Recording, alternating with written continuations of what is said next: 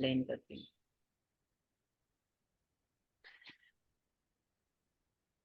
Like example के तौर पे ना आप सेल्स रिपोर्ट का एग्जाम्पल ले लें, ठीक है।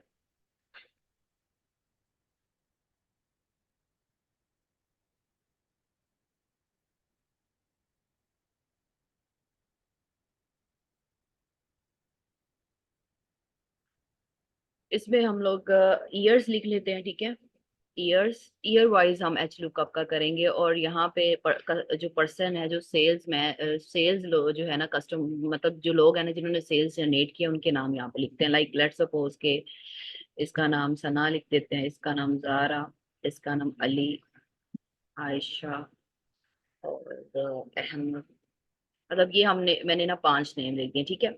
और ईयर्स हम यहाँ पे लिख देते हैं, लेट्स सपोज 2019, 2020, 2021, 2020, ठीक है। उसके बाद जो सना है उसने 2019 में जो सेल्स जनरेट की थी, लेट्स सपोज उसको कह लेते हैं 17,000। 18 में उसने जो 20 में जो जनरेट की हैं, इसमें उसने 30,000 के करीब जनरेट की थी। इसमें इसने 13,000, ठीक है। इसमें 20, मैं एग्जाम्पल के तौर पे ही राइट कर रही हूँ, ठीक है। और जारा जो है उसने 15,000 की जनरेट सेल, ये 15,000 ज्यादा लिखा गया, चले। उसके बाद नेक्स्ट इसके अंदर 14,000 उसने किया। उसके बाद इसमें 23,000 उसने किया है, और 24,000। बाकी वैल्यूज में ना कॉपी पेस्ट कर लेती हूँ, ठीक है, ताकि जो है ना ये 17,000 यहाँ से इसको कॉपी कर लेते हैं, और इधर लाकर उसको पेस्ट कर देते हैं, ठीक है। अहमद में भी इसको पेस्ट कर देते हैं, और कंट्रोल डी सेलेक्ट, तो कॉपी, और कंट्रोल वी, ठीक है। ये हमारा जो है ना फॉर्म, अब हम लगाने लगे एच लुकअप का फॉर्मूला, ठीक है। एच लुकअप का फॉर्मूले के अंदर सबसे पहले अब हम लोग नीचे जो सर्च हमने करना है ना, वो हम करेंगे जैसे मैंने आपको पिछली क्लास में एक्सप्लेन किया था कि हम सर्च करते हैं और देन उसके बाद वो हमें निकाल के दे देता है, ठीक है। सबसे पहले एम्प्लॉय लिखते हैं, ठीक है। जो ये हमारे सना ज़ारा जो है ना, एम्प्लॉय के नेम लिख देते हैं, ठीक है। उसके बाद नेक्स्ट इसके अंदर 2000 जो है ना, पहला ईयर लिखते हैं। 19 में उसने कितनी सेल जनरेट की, लेट्स सपोज एक बहुत लार्ज डाटा, उसमें से आपने ये चीजें निकालनी है, ठीक है। 21 में जी। कितनी सेल की, और 22 में कितनी उसने सेल्स जनरेट की, ठीक है। 19 में, 20 में, और 20 भी ऐड कर लेते हैं, 20 में 19, 20, 21 और 22, ठीक है। अच्छा,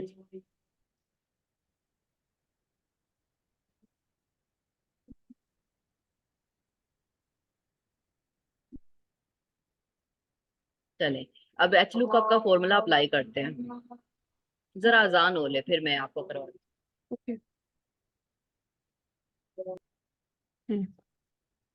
इसमें जो है एच लुकअप के अंदर अभी हम रो वाइज कर रहे हैं, ठीक है। इसमें सबसे पहले हमने क्या करना है, जैसे हमने वी लुकअप में किया था कि जहां हम सर्च करेंगे पहले उस सेल को सेलेक्ट करते हैं, ठीक है। पहले हमने इम्प्लॉय के जो सेल है ना, उसके नीचे जो सेल है उसके सेल को हमने सेलेक्ट कर लिया। वी लुकअप में भी हम यही हमने किया था कि जो हम लोग जब सर्च कर रहे थे तो हमें वो नीचे शो करवा देता था, तो इसीलिए जहां पे सर्च करना उस सेल को सबसे पहले सेलेक्ट करना है। देन उसके बाद आपने पुट करना है कॉमा। कॉमा पुट करने के बाद आपने पूरी जो है ना टेबल को सिलेक्ट करना है। और एच लुकअप में भी और वी लुकअप में भी दोनों स्टेप सेम है, लेकिन वो कॉलम वाइज और ये रो वाइज चलता है, ठीक है। अब हमने हम्म। 2019 का जो है ना डाटा फेच करना है ना, तो ईयर जो होगा, ईयर सना ज़ारा, ये हमारी पहली रो होगी। 2019 जो होगी ये सेकंड रो होगी। तो यहाँ पे आप रो का नाम लिखेंगे 2, ठीक है, और फॉल्स लिख देंगे साथ में। उसके बाद ब्रैकेट क्लोज करके एंटर लिखेंगे। अभी हम यहाँ पे अब नाम लिखते हैं, सबसे पहले हम लिखते हैं सना, ठीक है। एक और मिस्टेक मैंने कर दी है, मैंने यहाँ पे नाम को इस जगह पे नाम लिखा हुआ मैंने नहीं लिखा, जरा एक मिनट रुके, सारा अप्लाई करते हैं। इक्वल टू, इसमें ब्रैकेट से पहले H, equal to H lookup, पहले आपने नाम लिखना है इसमें क्योंकि नेम वाइज ही चलेगा। एच लुकअप ब्रैकेट, पहले हम एम्प्लॉय का नेम, देन कोमा, ब्रैकेट पूरी table, comma, A1 and 2 second, comma false, enter. ये देखें, अभी मैंने नाम, आपने पहले अपने इस कॉलम में, अब सना की जगह अगर जारा भी लिखेंगी तो ये जारा की भी हमें रिपोर्ट देगा। मतलब कि पहले अल्फाबेटिकली आपने उसका नाम यहाँ पे लिखना है, देन उसके बाद जाके ये वर्किंग स्टार्ट होगी। ठीक है, क्वेश्चन इसमें आपका। जी।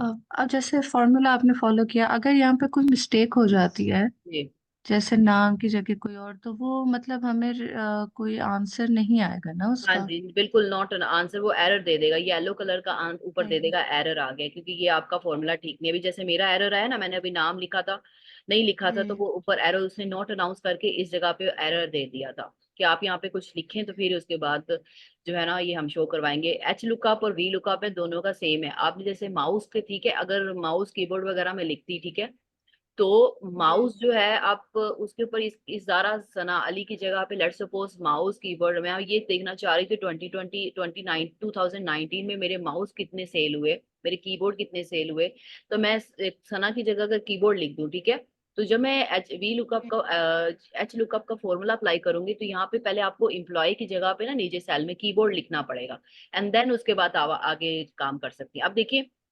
दोबारा इस फॉर्मूले को अप्लाई करते हैं, इक्वल टू एच लुकअप करते हैं, ठीक है। एच लुकअप करके ओके। उसके बाद लिखते हैं ब्रैकेट, ब्रैकेट के बाद हमारा सेल। अब देखिए मैंने सना लिखा हुआ, अगर मैं इसको रिमूव करके बगैर लिखे ही इसको सेलेक्ट कर दूंगी तो फिर एरर देगा ये मुझे। ठीक है, अभी मैंने इसको सना को सेलेक्ट किया है, ठीक है, इसके बाद कॉमा किया है, देन पूरी जो, अब मैंने सेल को सेलेक्ट कर लिया है, पूरा टेबल को। अब देखिए हमने अब 2021 का जो है ना वो जनरेट करवाना है, ठीक है।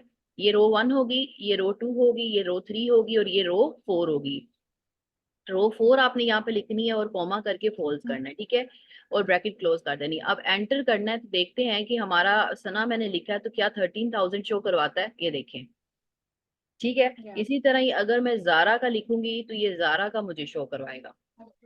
ठीक है, जारा का 2019 में जारा का 15,000 था, और 2021 में 23,000 था। तो ये फॉर्मूला सही लगा या नहीं लगा, मतलब पूरी हमें ये वो शो करवा रहा है।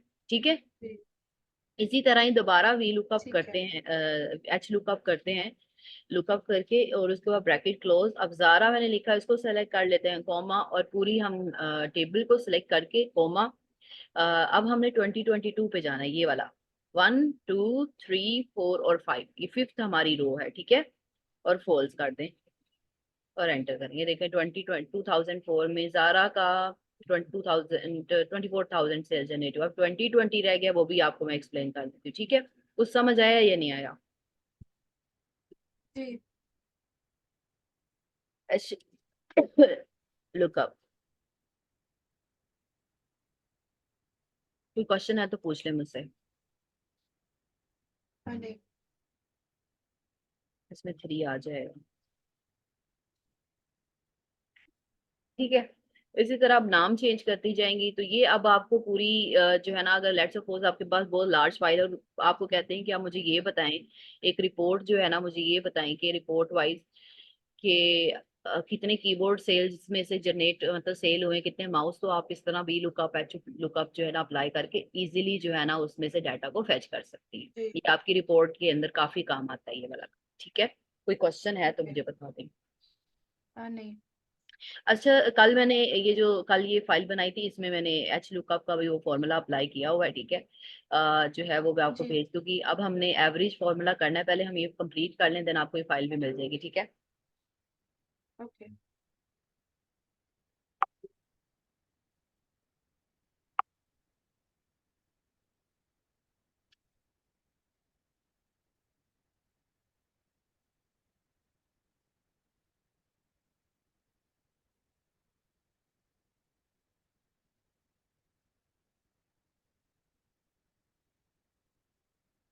चले, अब मैं आपको स्क्रीन शेयर करती हूँ, बल्कि एवरेज का जो है ना वो फॉर्मूला अब हम इम्प्लीमेंट करते हैं, ठीक है, फिर उसके बाद आगे आपको स्क्रीन तो आपको विजिबल है। अच्छा, एवरेज का फॉर्मूला अब आपने अप्लाई करना है ना, तो सिंपल क्या करते हैं, एवरेज किस तरह फाइंड करते हैं। एवरेज तो आपको पता है कि तीन जितने, मतलब लेट्स सपोज के एक रिजल्ट की एग्जांपल ले लेते हैं, ठीक है। ये इस सेल की जगह सेल रिपोर्ट, इसमें एच लुकअप लिख लेते हैं। एक मैं आपको सिंपल फॉर्मूला बता रही हूँ और एक मैं हार्ड थोड़ा सा, ताकि आपको ना इसकी प्रैक्टिस में आसानी हो, ठीक है। अब यहाँ पे एक एवरेज का, वैसे इसको कंट्रोल ए,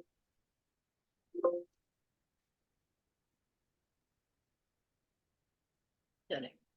अच्छा, एवरेज का आप इस तरह एग्जांपल ले लें रिजल्ट की, कि एक रिजल्ट है, ठीक है, या फिर कह लें कि तीन प्रोडक्ट्स हैं, ठीक है, आपने उसकी एवरेज तीनों की निकालनी है।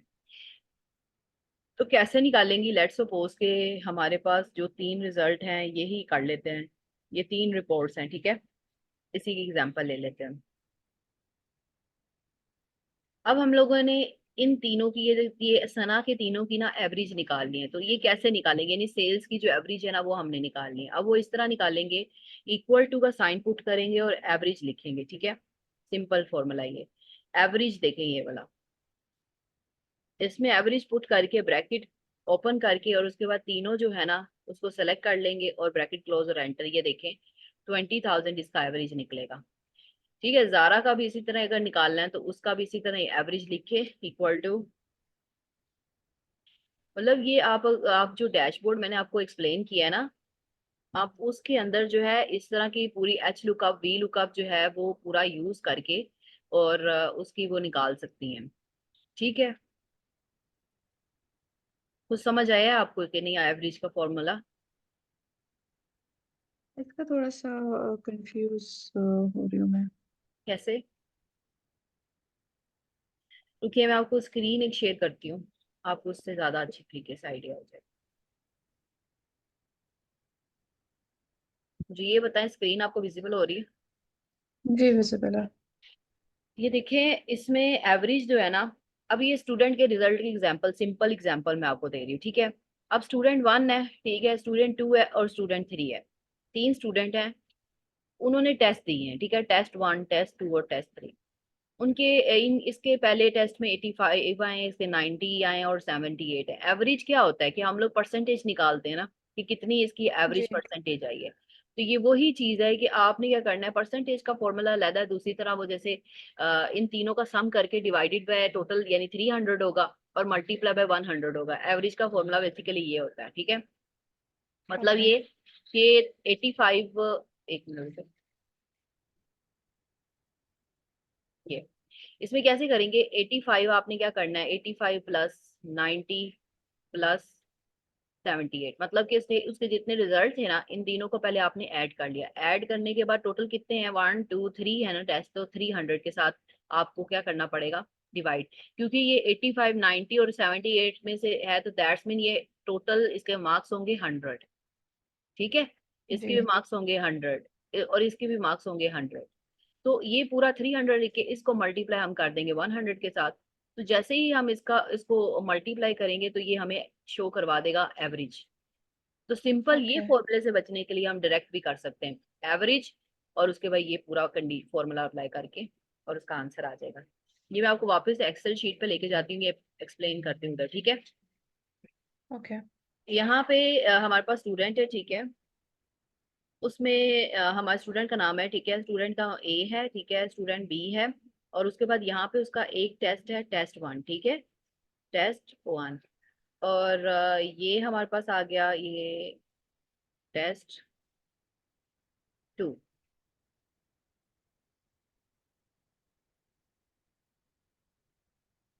टेस्ट 2 और ये टेस्ट 3, ठीक है। टेस्ट 3 के बाद यहाँ पे हमने निकालना है एवरेज।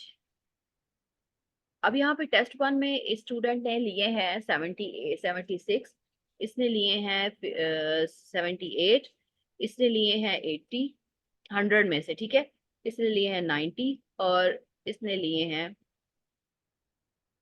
77 और इसने 98, ठीक है। अब ये नाम एग्जांपल है। अब एवरेज कैसे निकालना है? इक्वल टू का फॉर्मूला पुट करना है, ठीक है, और आपने इन तीनों को क्या कर देना है, सेलेक्ट कर लेना है, ऐड करना है, सॉरी सम करके ऐड करना है, फिर उसके बाद ये equal to average direct apply करते हैं, उसके बाद वो दूसरा जो मैंने आपको फॉर्मूला बताया ना वो हम लिखते हैं, ठीक है, ओके। एवरेज, और उसके बाद ब्रैकेट, और उसके बाद ये तीनों को आपने सेलेक्ट कर लेना है और एंटर। ये देखें 77% आ गई ना। जी। ये चीज मैं आपको एक्सप्लेन कर रही हूँ। एवरेज का मतलब क्या होता है कि परसेंटेज फाइंड आउट करना है, ठीक है। और वो दूसरे ओके। मैनुअल जो मैंने वो दूसरा भी बताया उसमें आपने सिंपल क्या करना है, इक्वल टू आपको वन बाय वन इसको ऐड करना पड़ेगा। ये देखिए इक्वल टू 78 प्लस 90 प्लस 98, मतलब एक डिवाइडेड बाय आपने करना है 300 और फिर मल्टीप्लाई बाय 100। ये देखें ये आ रहा है। लेकिन अगर मैं सिंपल एवरेज का फॉर्मूला दूसरी तरह ये जो मैंने ऊपर पुट किया है उसी को ड्रैग करूँ तो ये आपका आपके लिए आसानी 88% दे रहा है। आई समझ बात? जी मतलब वो जी। मैन्युअली करने के लिए और ये इस तरह फॉर्मूले वाइज जो है ना ये इस तरह हमें करके एवरेज निकालते होता है। ठीक हो गया? ओके। कोई क्वेश्चन इसमें आपका? नहीं। ये जरा मैं कॉपी कर लूँ इसको और अपने शीट 1 में लाकर इसको पेस्ट कर दूँ ताकि आसानी हो जाए। और इसको साथ में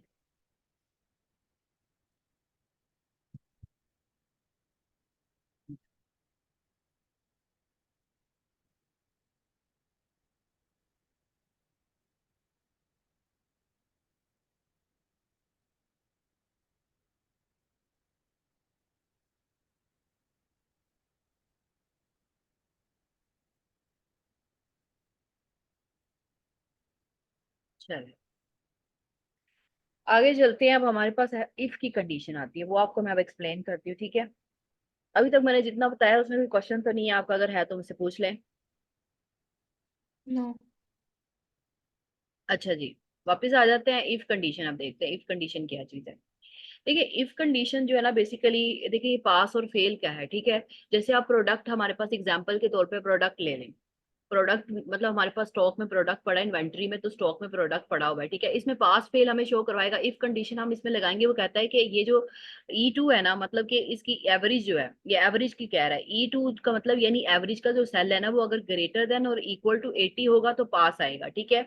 अदरवाइज कोमा लगा के फेल कर दे। अगर यही सारी कंडीशन उसने कर दी है, जैसे आप स्टूडेंट का रिजल्ट है, या अभी वहां जाके भी आपको शो करवाती हूँ, फिर प्रोडक्ट की एग्जांपल देती हूँ कि प्रोडक्ट में कैसे लगाते हैं, ठीक है? वापस चलते हैं, इसमें आ जाएं और ये वाली शीट। अच्छा, अब यहाँ पे हम कंडीशन लगाते हैं पास। स्क्रीन आपको शो हो रही है? और फेल जी। एक्सेल की शीट, एक्सेल की शो हो रही है हाँ ना? जी, शो हो रही है। चलें। अच्छा, जी जी। इसमें इसमें हम लोग कंडीशन लगा रहे हैं इफ की कंडीशन, ठीक है? आपने लगाना है इक्वल टू इफ, यहाँ पे इसके अंदर, ठीक है? इक्वल टू इफ, ठीक है? ये देखिए इफ आ गया, उसके बाद ब्रैकेट। क्या कंडीशन लगानी है? कंडीशन हमने ये लगानी है कि इफ जो है ना हमारे पास average is greater than, average जो यानी ये वाला जो सेल है ना, ये वाला cell, hmm. Average is greater than equal to किसके?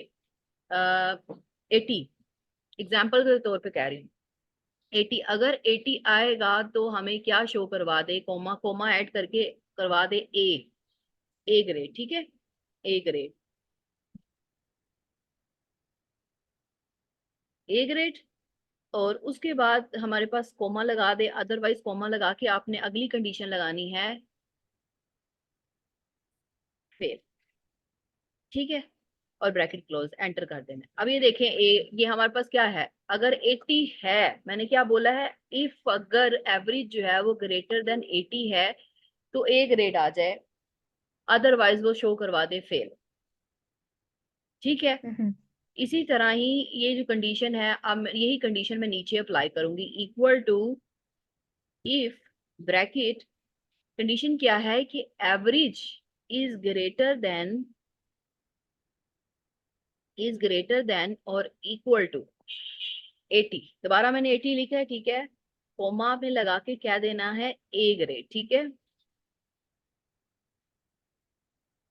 ये जो कर दो और ये जो मैं कॉटेड लिख रही हूँ ना, कॉटेड के अंदर हमेशा आप कोई भी वैल्यू लिख के वो प्रिंट करवा सकते हैं, ठीक है? कुछ भी लिख सकते हैं, पास लिख सकते हैं, फेल लिख सकते हैं। यहाँ पे ए जी। ग्रेड की जगह अगर मैं लिख दूं पास, ठीक है? कुछ भी लिख दूं, ठीक है? पास लिख दूं, फेल लिख दूं, वो फिर वो उसी हिसाब से प्रिंट करवाता है। यहाँ पे कर्ली ब्रैकेट क्लोज, तो ये देखें पास शो करवा दिया इसने। ठीक है, कुछ समझ आया ये किस तरह मैंने किया है? जी। कोई क्वेश्चन इसमें आपका? नो। अच्छा, मैं अब इसको कॉपी करके आपका ये वाली कंडीशन भी, इफ कंडीशन, अब मैं इसके ऊपर आती हूँ, यहाँ पे इसको कॉपी करती हूँ, इसको यहाँ पे और कंट्रोल।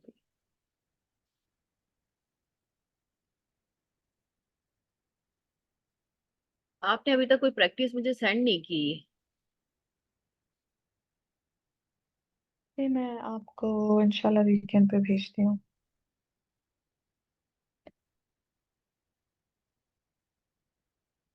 हाँ मुझे भेजे ताकि मुझे आइडिया तो हो ना कुछ, तो कि आगे अभी हमने डैशबोर्ड्स और क्रिएट करने हैं, क्योंकि अभी हमारा ऑलमोस्ट एक्सेल जी। तो जो है ना कंप्लीट हो गया। इसमें अभी वो डाटा वैलिडेशन वगैरह रहता है, वो जब हम डैशबोर्ड क्रिएट करेंगे तो वो हम उसमें भी कर लेंगे, ठीक है। अच्छा मैं इसमें, क्योंकि मेन ओके। फॉर्मूले की प्रैक्टिस है सारी की सारी, ये मैंने इसमें पेस्ट कर दिया है और सेव कर दिया, ठीक है। आगे चलते हैं अब हम।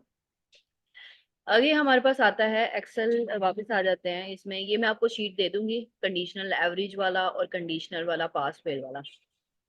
काउंट इफ का फॉर्मूला हम लोगों ने कर लिया था, फर्स्ट हमने काउंट इफ का फॉर्मूला किया था, याद है आपको, जिसमें हम प्रोडक्ट की एग्जांपल दे के काउंट इफ निकालते हैं। जी। जी। मैंने अभी जो पिछली क्लास में काउंट इफ का फॉर्मूला आपको करवाया था, कुछ याद है उसके बारे में? जी। इसमें हम लोगों ने सर्च किया था कि ऐसे एम्प्लॉयज जिसकी वैल्यू जो होगी ना काउंट इफ में ग्रेटर देन, वो लेस देन जो है ना वो 12 होगी, वो वाले उस तरह का फॉर्मूला, और ग्रेटर देन कंडीशंस हम लगा के वो कर रहे थे, ठीक है। लेकिन फिर भी आपको शो करवा देती हूँ। इसमें भी जैसे लिखा हुआ है ना, इसमें लिखा हुआ है प्रोडक्ट है, आगे ना इसकी एग्जांपल है आईफोन, ठीक है। ये हम लोग ना मैन्युअली भी एप्पल को लिख के ना, मैं आपको ये शो करवाती हूँ किस तरह। ये आगे, ये रहा, ये देखें, ये एम्प्लॉय, ये काउंट इफ का फॉर्मूला था। इसमें हम लोगों ने क्या लिखा था, सीरियल नंबर लिखे थे, एम्प्लॉय एबीसी लिखा था, सैलरी लिखा था। इसमें जो फॉर्मूला हमने अप्लाई किया था काउंट इफ का फॉर्मूला अप्लाई करके, पूरी ओवरऑल हमने वो करके ना इसको सेलेक्ट किया था हमने, सैलरी को जी। सेलेक्ट करके, ठीक है। और उसके बाद हमने जिधर सर्च करना था ना वो हमने ऐड कर दिया था। हाँ अगर आप इस जगह पे ना ए भी लिख देती ना, मतलब ए लिखती, तो वो हमें ऊपर सर्च में ना ए शो करवा देता, मतलब उसके हिसाब से हमें रिजल्ट शो करवाता इसी जगह पे। मतलब आप मैन्युअली भी ऐड कर सकती हैं, मैं आपको वो बताती हूँ कैसे। लेट्स सपोज कि मैं इसी को ही कॉपी कर लेती हूँ, ठीक है। नेक्स्ट शीट पे चले जाते हैं।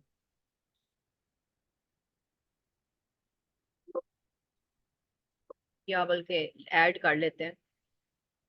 इसमें सिर्फ लिखते हैं प्रोडक्ट्स, ठीक है, और उसके बाद उसकी प्राइस। प्रोडक्ट आ गया ए, प्रोडक्ट, देन उसके बाद बी, एंड उसके बाद सी, ठीक है। उसके बाद प्राइस इज इक्वल टू 15,000, 13,000, 14,000, ठीक है। अब देखिए इसमें काउंट इफ का फॉर्मूला हमने अप्लाई करना है, तो इक्वल टू हम करके काउंट इफ करेंगे, ठीक है। अब हम लोगों ने क्या करना है, ब्रैकेट पुट करके ना, वो जो मैं आपको मैनुअली का बता रही हूँ सर्च किए बगैर, सर्च वाला ज्यादा इजी है, ताकि वो डाटा जो है ना, आपके पास कुछ लार्ज डाटा होता है तो आप उसके बेसिस पे आप क्या कर सकती हैं, सर्च आउट कर सकती हैं, ठीक है। उसके बाद इसको करके कॉमा करके अगर ए लिखेंगी ना, यानी प्रोडक्ट जो ए होगा, एंटर करके जो है ना वो हमें जीरो शो करवा रहा है। अभी जो प्राइस हमारे पास, एक मिनट जरा, इसकी प्राइस वाइज जो हमने सर्च आउट करनी है। अच्छा, पूरी सेल को सेलेक्ट करना पड़ेगा, मैंने हाफ को किया है, इसको सेलेक्ट करना पड़ेगा, जरा एक मिनट, ऐसे।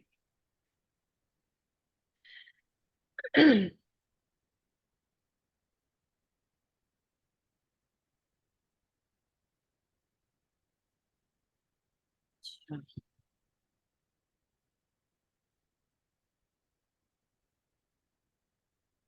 मतलब सिर्फ और सिर्फ काउंट इफ में ना हमें टोटल वैल्यूज के बारे में सिर्फ हमें जो है ना वो हम देखते हैं कि इसमें कितनी टोटल वैल्यूज हैं, जी। ठीक है ना, मतलब इस हिसाब से ही यूज करते हैं, बाकी इसमें कोई नहीं है।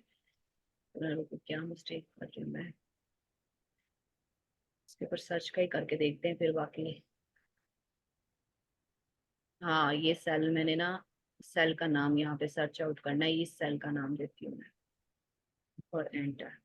अब इस जगह पे हम लिखते हैं A1, देखें आ रहा है ना, वो सेल का नाम नहीं मैंने दिया हुआ था, B1। अगर मैं इसी को ही जी। रिपीट कर दूं, ये कुछ समझ आया या नहीं आया? जी। लेस देन 1, लेस देन 1, 3,003, ये देखें ये वही वैल्यूज आ रही हैं। अगर ग्रेटर देन आ जाए 15,000 तो ये आ रहे हैं, लेस देन 15,000 दो वैल्यूज है ना। अगर लेस देन में करूँ जी। 1,000, सिर्फ 1,000 लिखूंगी, कोई ऐसी वैल्यू भी नहीं शो करवाएगा, जीरो शो करवा देगा, क्योंकि सारी वैल्यूज वन हम्म। थाउजेंड के ऊपर है। अगर मैं कह दूँ यहाँ पे लेस देन 20,000 या 20,000, अगर 20,000 इक्वल टू 20,000 लिखूंगी तो कोई भी नहीं वैल्यू शो करवाएगा। अगर लिखूंगी लेस देन 20,000 तो ये थ्री वैल्यूज हमें शो करवाएगा।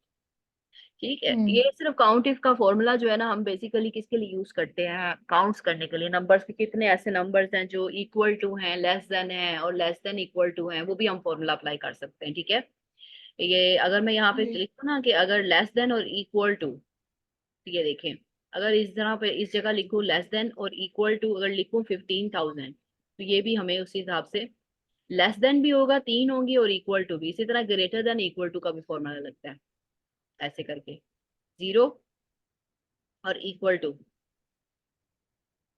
1। ठीक है, greater than hmm. Equal to, इस तरह जी। फॉर्मूलाज लगते हैं।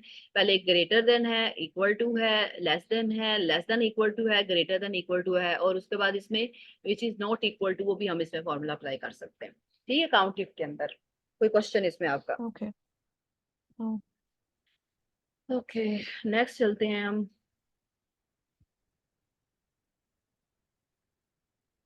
ये जो नेक्स्ट वाला जो है ना, मैं आपको शो करवाती हूँ, ये जो भी मैंने सर्च किया है ना, ये शो हो रहा है आपको, काउंट इफ।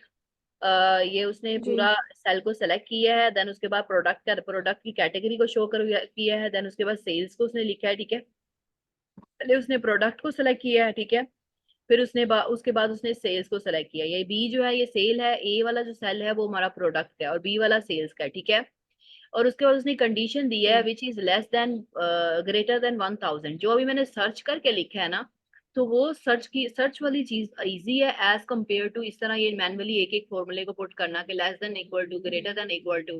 ठीक है, तो वो ऑटोमेशन की तरफ आ जाता है कि आप ऑटोमेशन पूरी ओवरऑल शीट को सिलेक्ट करें और ऑटोमेट फॉर्मूला अप्लाई कर दें, ताकि इजीली आपको पता चल जाए कितने 1,000 के, कितने 1,000 के, कितने 20,000 के। ठीक है, इस तरह जो है वो आप जी। एक एक करके पूरा पूरा जो है ना वो सेल का फिर आइडेंटिफाई करती हैं।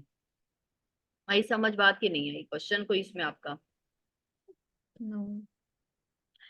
अच्छा, ये इफ की कंडीशन अभी आपको मैं सेंड कर दूंगी अगेन, क्योंकि इफ की कंडीशन जो है ना वो मल्टीपल चीजों पे हम उसको अप्लाई कर सकते हैं। क्योंकि इफ जो है, अगर ये होगा तो ये आना चाहिए, अगर ये होगा तो ये आना चाहिए, इस तरह इफ की कंडीशन होती है। आप अगर स्टॉक की एग्जांपल लेना ना प्रोडक्ट की, वो आप लेट सपोज के हमारे पास रिमेनिंग प्रोडक्ट की एग्जांपल ले लेते हैं। ठीक है, रिमेनिंग प्रोडक्ट के ऊपर जो है ना, वो मैं वापस आती हूँ शीट के ऊपर। ठीक है, वहां पे मैं आपको एग्जांपल समझाती हूँ।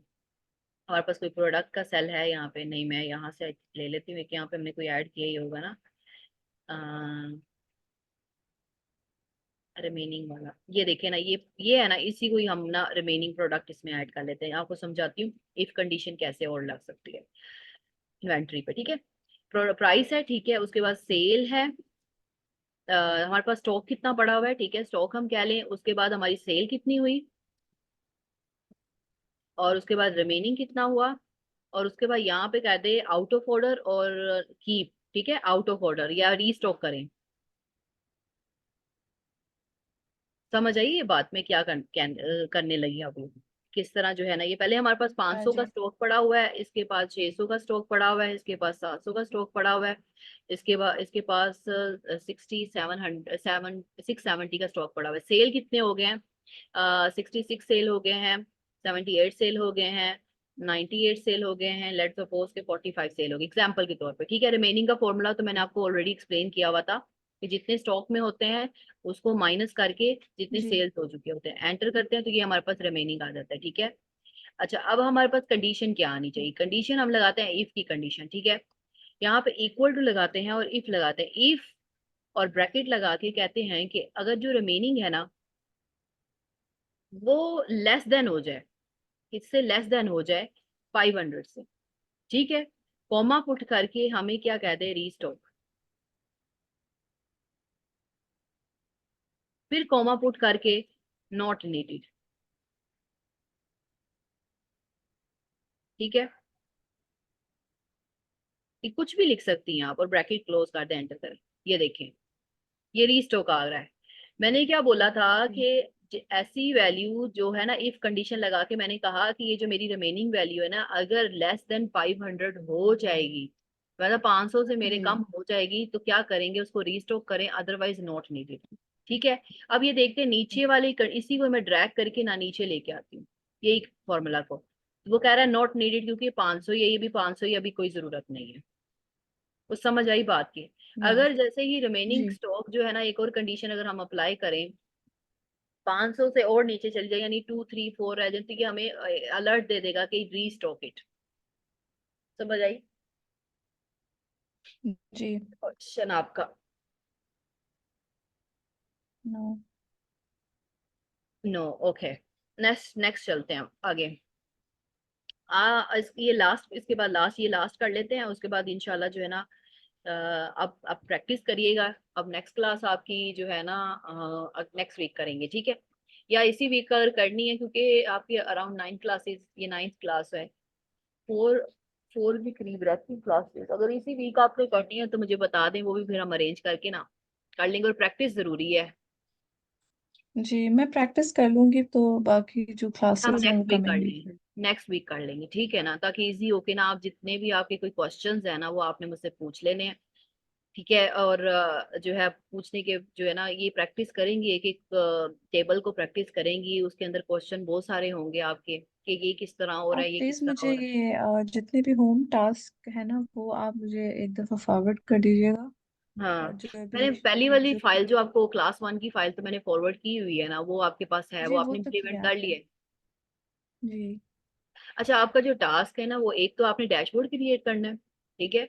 एक H lookup, V lookup, average, उसके बाद इफ, उसके बाद काउंट इफ, ये फॉर्मूलाज अप्लाई करने हैं। उसके बाद अपर केस लोअर केस तो मेरे ख्याल से उसमें था पहली वाली में। और ये इफ की कंडीशन वाली शीट्स जो है ना, आपका टास्क तो काफी ज्यादा आपने पेंडिंग किए हैं पीछे से ना, तो ये सारे आपने जी करने हैं अभी। डैशबोर्ड एक इस तरह करिएगा ना, एक डैशबोर्ड बना लीजिएगा, उसी डैशबोर्ड के अंदर ये सारे एच लुकअप, वी लुकअप और ये सारे, वो मैं भी आपको तरीका बताऊंगी डैशबोर्ड में कैसे इंप्लीमेंट करने और ये सारी चीजें। लेकिन उसमें पिवट और पिवट टेबल डैशबोर्ड में तो बनता है, लेकिन आप इस तरह सेपरेटली पूरी फाइल बना के ना उसके ऊपर इंप्लीमेंट कर जी लीजिएगा, ताकि वो एक तरह से प्रैक्टिस हो जाए एक ही शीट के ऊपर। जैसे मैं अलग अलग ओके टेबल बना रही हूँ, आप एक ही टेबल के ऊपर भले ही कर लें, कोई इशू नहीं है। इन्वेंट्री सिस्टम जी के ऊपर सारा कर लें आप, ठीक है? ओके अच्छा, अब ये देखिए इन्वेंट्री का भी है, ये मैंने इन्वेंट्री का बनाया हुआ है, ठीक है? ये है मेरे पास product A, product B, product C. ठीक है। इनिशियल जो मेरे पास स्टॉक है ना, वो मेरे पास 100 है, 50 है और 75 है, ठीक है? परचेज 50 20 और 30 हो जाए, उसके बाद प्राइस उसकी उसने यूनिट प्राइस जो बताई है 10 20 और $15 है, ठीक है?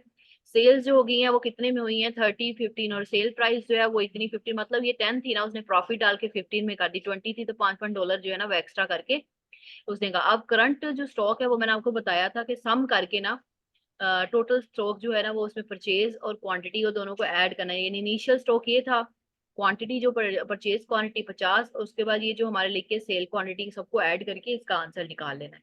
टोटल रेवेन्यू कितना निकला, ये मैं आपको अलहदा से समझाऊंगी, ये वाला रेवेन्यू वाला और ये सारी चीजें ना। इसमें इफ कंडीशन लॉस और प्रॉफिट का लिखा हुआ है, ये तो मुझे ख्याल से आपको समझ आ गया होगा, लॉस एंड प्रॉफिट का।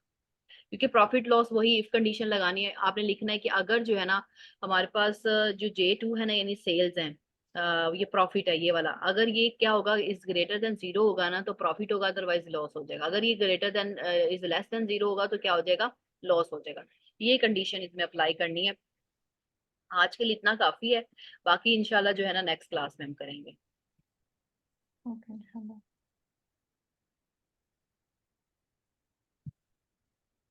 ठीक है।